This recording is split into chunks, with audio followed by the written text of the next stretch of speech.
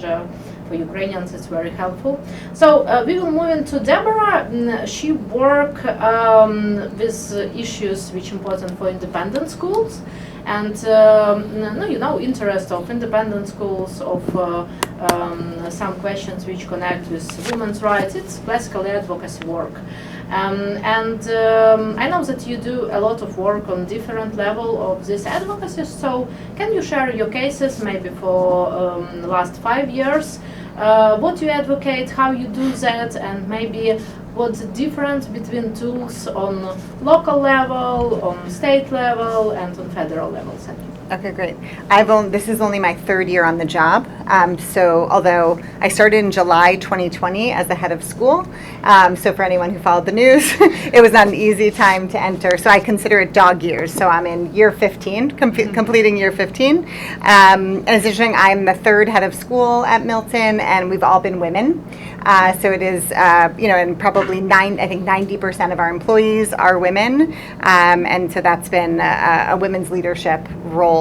And it's complicated as we think about it. As I think about succession down the road, is the complexities of being led by a man if you're such a women-heavy institution, and how that could feel to a group, a large group of women who are in education. So I want to talk a little bit about the work within the school and then the work outside of the school. I'll start outside, because vis-a-vis COVID and Washington, D.C., and us, again, being the only Jewish school in Washington, D.C., we have an interesting relationship. Washington was very, very strict, for those of us who live here, very strict about COVID, and we did not, as an independent school in DC, have independence on most of our decisions in terms of the choices that we were making in terms of social distancing or masking or vaccine policies.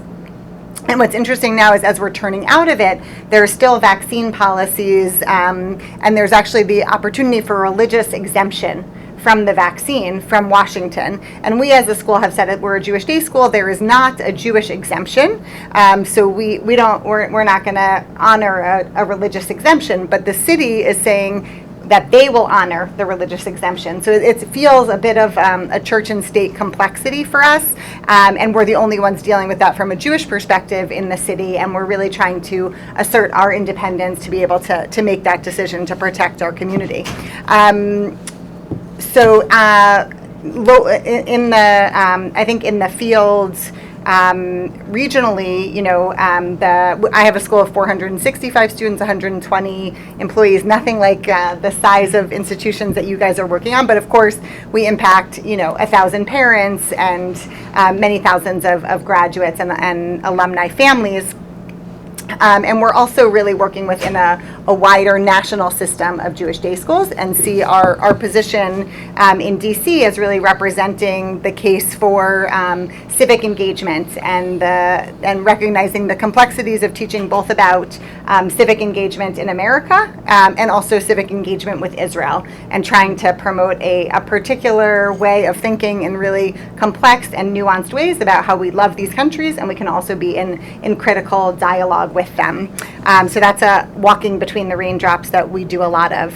And I think as a group of heavily women educators, we certainly bring that gender perspective.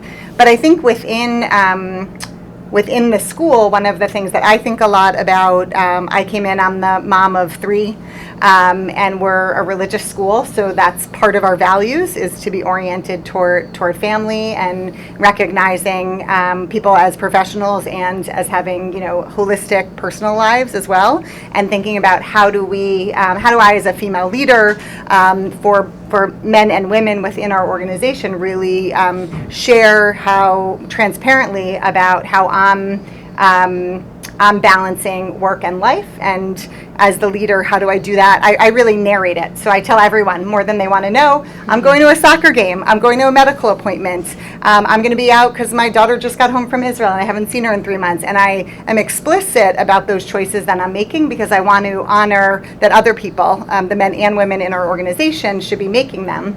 And what I'm seeing really beautifully, speaking to the same trend, is that men and women are making those choices, both to prioritize their families.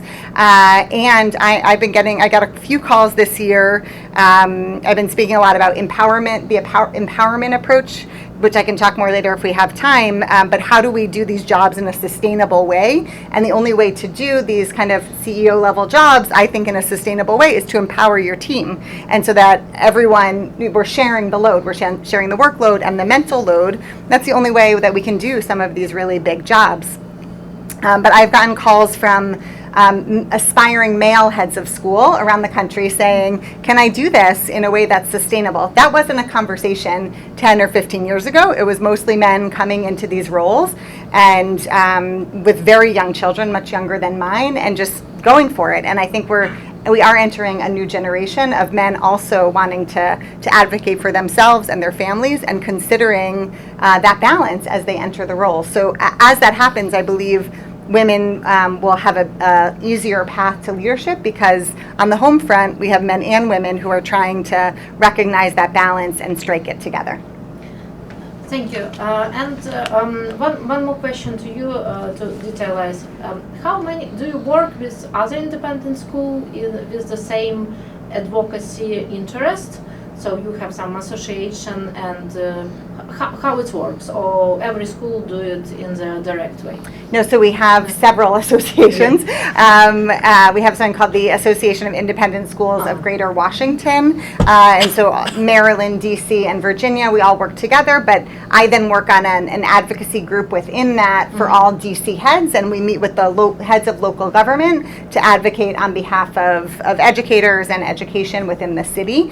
And I think those local government folks recognize that independent schools are a draw for people who are potentially considering coming to work in DC. Is there going to be the right school for their child? Will there be the right fit? My child has special needs and needs that kind of schooling. Do we have that here? Do we have a Jewish day school? Do we have the right all of these parochial schools so folks can get here? So we all do that work together. And then I am also part of an organization called Prisma, which is all the national umbrella organizations for Jewish day schools, and that used to be actually by denomination, and now it has become one singular organization. The donors said, we're not funding 4 of you, we'll do only 1, and so they brought us all together under one umbrella, and of course we're more powerful advocates in that way. Very interesting, very interesting. Because sometimes people think that lobbying in business it's hard, and lobbying in for example, some issues which connect with advocacy, it's easy.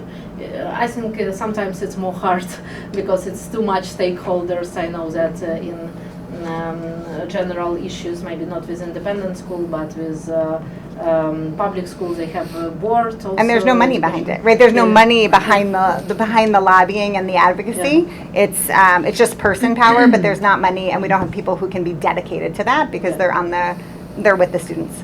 Yeah. Thank you. Very interesting. Now we'll move in. Now we will move into Galina. So my question and we will ask all questions after discussion if it's possible. Galina work a lot with PR issues, and so first of all, in Eastern Europe and Central Asia, people who work in campaign management, PR, also in law sometimes, they also do government relations work. So it's if in the United States and in Canada it's pretty focused. So if you do lobbying, you do only lobbying. If you professional in advocacy, you do only advocacy. In our countries, sometimes you must have more wide range of responsibilities. So, we trying also to explore how related professions work. So Galina will explain how in question of many multi-stakeholders work, her work as public relations professional, work together with lobbyists of her company and her holding. So, but please represent a little bit how your energy company work, because maybe for international guests it's not so obvious. Thank you, Halina. So your time. Maybe I start with how energetic system work in our country. There are generation, there are transportation, and there are distribution. I work in distribution company, and in my country, mainly with communication with journalists, with media, with everybody, do distribution companies. That's why when Russia attacked my country, and when Russia attacked energetic infrastructure, my duty was to explain to everybody, to people, that how it work, how Russia propaganda work, and because Russia want to convince our government, to convince maybe people who work in energy company, and that's why